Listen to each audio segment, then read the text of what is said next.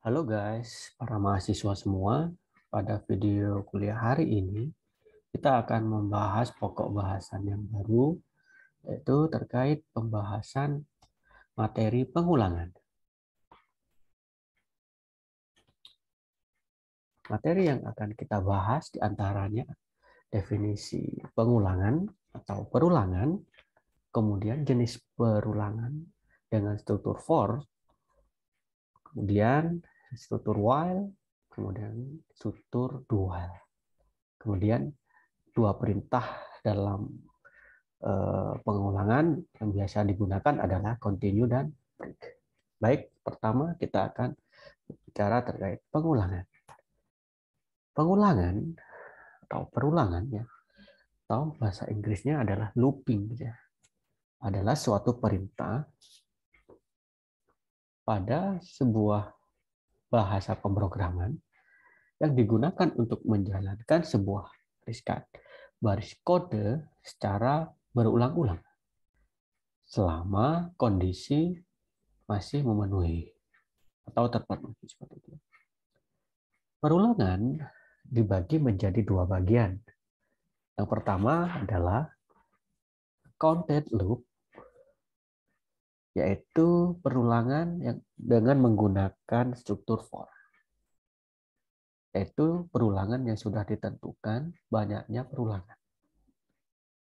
Kemudian yang kedua adalah uncounted loop, yaitu bisa menggunakan dengan struktur while dan struktur do while. Nanti apa perbedaannya nanti kita akan bahas. Yaitu uncounted loop, yaitu perulangan yang belum jelas berapa kali harus mengulang. Seperti itu ya. Kita analogikan seperti ini. Jika kita berbicara counted loop dengan struktur for, jika kita ingin push up 10 kali, maka kita sudah tahu kapan kita akan berhenti. Yaitu pastinya setelah kita melakukan push up setelah sebanyak 10 kali. Yaitu dengan menggunakan struktur kode seperti ini.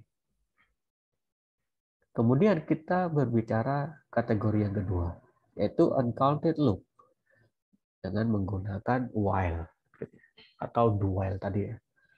Yaitu jika kita ingin analogikan kita menyuruh orang itu push up seperti itu ya. Pokoknya sampai bosan seperti itu. Push up saja sampai bosan atau sampai capek gitu ya. Sehingga di sini kita tidak membatasi berapa kali orang itu harus push up. Nah, dari keduanya ini, nah di sini sama-sama melakukan perulangan atau melakukan iterasi lebih dari satu kali. Seperti itu. Kita masuk ke pengulangan dengan struktur for. Di sini instruksi for digunakan untuk mengeksekusi atau menjalankan statement atau perintah dengan jumlah pengulangan yang telah diketahui. Nah, bentuk pengulangan for seperti ini. Dan di sini terdiri dari ekspresi 1, titik koma, ekspresi 2, titik koma, dan ekspresi 3. Kemudian di sini ada kurung kurawal, ada kurung tutup. Di sini ekspresi 1 ini menyatakan inisialisasi nilai awal. Kemudian di ekspresi 2 di sini menyatakan kondisi. Dan di ekspresi 3 di sini menyatakan increment atau decrement. Di mana di increment di sini melakukan perulangan dengan cara menambahkan. Kemudian jika decrement melakukan pengulangan itu dengan cara mengurangi atau mundur seperti itu ya. Contoh source code pada pemrograman C dengan for seperti ini. Nah, di sini bisa kita lihat bahwa ekspresi 1 di sini contohnya kita masukkan di sini jika I sama dengan 0. Nah, ini di sini menyatakan bahwa pada variabel I ini nilainya memiliki nilai 0. Nah, ini sebagai inisialisasi awal. Kemudian yang di tengah di sini adalah ekspresi kondisi, di mana di sini variabel I tadi yang kita variabelkan atau kita deklarasikan sebagai variabel dengan memiliki nilai 0, di sini dengan kondisi bahwa I kurang dari 10. Nah, di sini bisa dipastikan bahwa I adalah 0 kurang dari 10. Sehingga nantinya kondisi ini memiliki arti bahwa akan melakukan perulangan sebanyak antara nilai 0 dan 9. Seperti itu. Karena kurang dari 10 ini tidak termasuk. Ya. Kemudian yang untuk ekspresi yang ketiga adalah I++. Nah, I++ ini menyatakan bahwa kondisi ini adalah ekspresi yang increment atau bertambah. Seperti itu. Jika sudah memenuhi 3 unsur ini, maka kita akan memasukkan sebuah statement apa yang akan dilakukan secara berulang-ulang. Nah, di sini kita menggunakan fungsi printf ya dalam C, dalam bahasa C. Di sini iterasi keberapa di sini akan bisa kita tampilkan dengan variabel I yang kita sudah deklarasikan di atas. Nah, di sini yang digambar di samping menyatakan bahwa di sini bisa terlihat bahwa di sini ada 10 kali iterasi atau pengulangan. Di mana di sini dimulainya dari nilai 0 hingga kurang dari 10. Dari 0 ke 10. Nah, increment I++, maka dari 0 akan menambahkan 1 menjadi 1, ditambahkan 1 jadi 2, tambahkan 1 jadi 3, sampai seterusnya. Seperti itu. Kemudian contoh aplikasi penjumlahan pada C dengan struktur for. Di sini kita bisa lihat, di sini ada pendeklarasian sebuah tipe data variabel dengan tipe data integer. Di sini ada variabel I, ada variabel data, jumlah, hasil yang dideklarasikan sama dengan 0. Dengan tipe data integer. Nah, kan? Di sini dimasukkan jumlah bilangannya dan kita tinggal masukkan jumlah berapa yang akan kita ingin masukkan. Nah, kita deklarasikan kalau tadi contohnya I sama dengan 0, berarti di situ menyatakan bahwa iterasi akan memulainya dari angka 0. Jika I sama dengan 1, maka berarti di sini menyatakan bahwa I akan dimulai dari 1.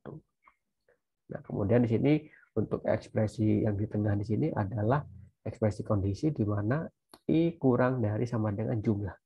Di mana jumlah ini adalah variabel inputan yang dimasukkan user. Kemudian yang ekspresi ketiga di sini adalah ekspresi increment, penambahan ya.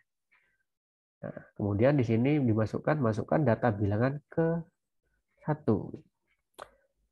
sampai memenuhi jumlah bilangan yang dimasukkan.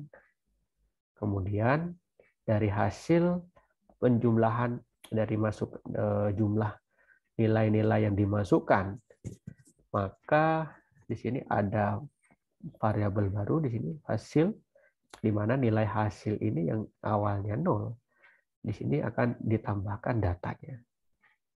Sehingga hasil penjumlahan ke nilai D-nya ini, jumlahnya ini, bilangan tersebut adalah nilai hasil ini. Sehingga kita misalkan kita run syscode ini, maka akan menghasilkan seperti ini. Masukkan jumlah bilangan, misalkan 4, maka masukkan jumlah data bilangan pertama berapa, 2, yang di sini ya 2 misalkan. Kemudian karena kita nulisnya 4 ya tadi, maka akan melakukan iterasi sebanyak 4 kali. Kemudian di sini 8, Nah, di sini 8, kita simpan 5, kemudian 6. Nah, dari hasil penjumlahan keempat iterasi ini, 2, 8, 5, 6. Jika ditambahkan, maka dihasilkan adalah nilai 21. Nah, ini adalah contoh aplikasi penjumlahan dengan menggunakan bahasa C dengan struktur for. Selanjutnya adalah pengulangan dengan struktur while. Nah, pernyataan while dapat memiliki satu ataupun beberapa statement atau perintah. Perulangan akan terus dilakukan selama kondisi bernilai benar. Nah, bentuk pengulangan while seperti ini.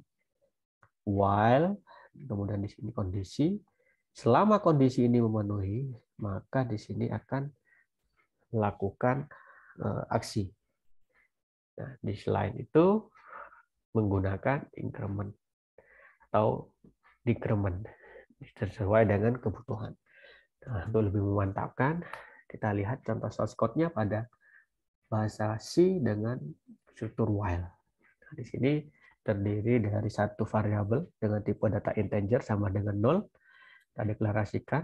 Kemudian kita menggunakan struktur while, kurung buka, kurung tutup, ya, di mana variabel I misalkan kita kondisikan kurang dari 10. Maka di sini adalah aksi yang akan dilakukan, yaitu menampilkan nilai variabel I-nya. Nah, kemudian selanjutnya di sini increment. Nah, di sini adalah untuk melakukan proses perulangan tadi sebanyak kondisi ini memenuhi. Seperti itu. Nah, jika kita run, compile seperti itu ya, hasilnya seperti ini. Nah, karena di sini I kita di awal kita deklarasikan 0, maka di sini kita memulainya dari nilai 0 sampai kurang dari 10. Sehingga kurang dari 10 ini berarti angka yang dimaksud adalah angka 9. Sehingga kalau kita hitung dari 0 sampai ke 9 akan melakukan iterasi sebanyak 10 kali. Seperti itu. Nah, contoh lain pada struktur while di sini misalkan ada variabel ulang dengan tipe data char yaitu y, kemudian tipe data integer dengan variabel i. Jika ulang sama dengan y, maka mengeksekusi perintah ini. Apakah ingin mengulang? Jawab y atau t, gitu ya. Maka di sini kita ambil variabel ulang tadi, kemudian kita masukkan. Kita incrementkan. Nah, kemudian jika tidak, maka di sini ada pengulangan selesai. Pengulangan dilakukan sebanyak berapa kali user melakukan pengulangan. Seperti itu. Nah, contohnya seperti ini.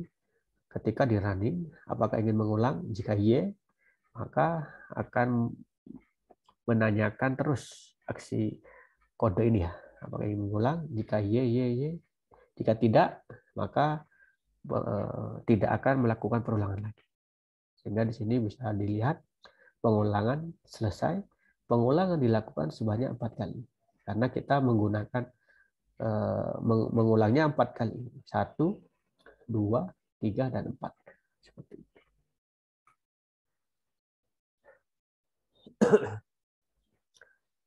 Nah, di sini ada contoh aplikasi penjumlahan pada bahasa C dengan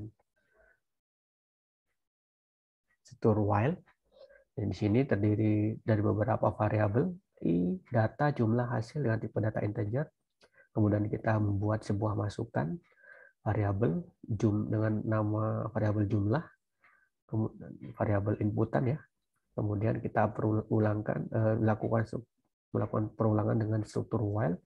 Jika I kurang dari sama dengan jumlah, maka masukkan data bilangan ke I.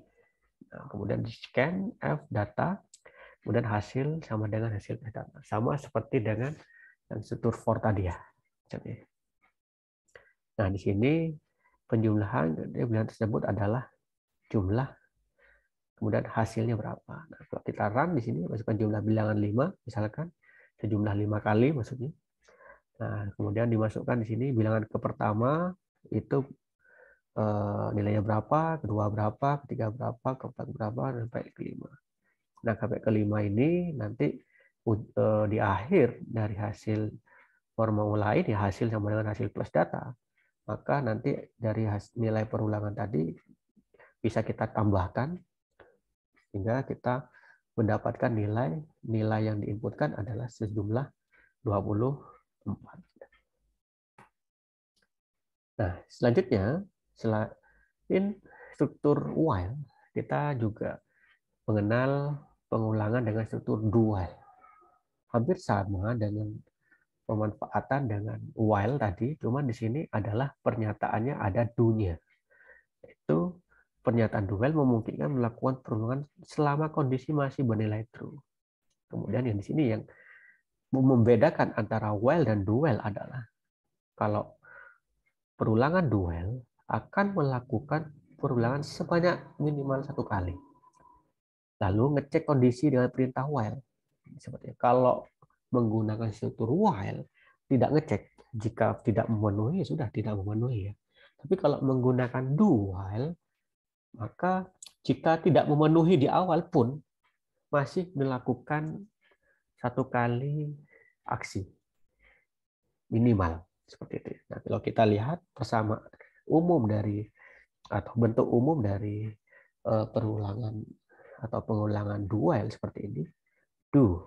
Nah, di sini ketika ada do, maka di sini kode di sini pasti akan dilakukan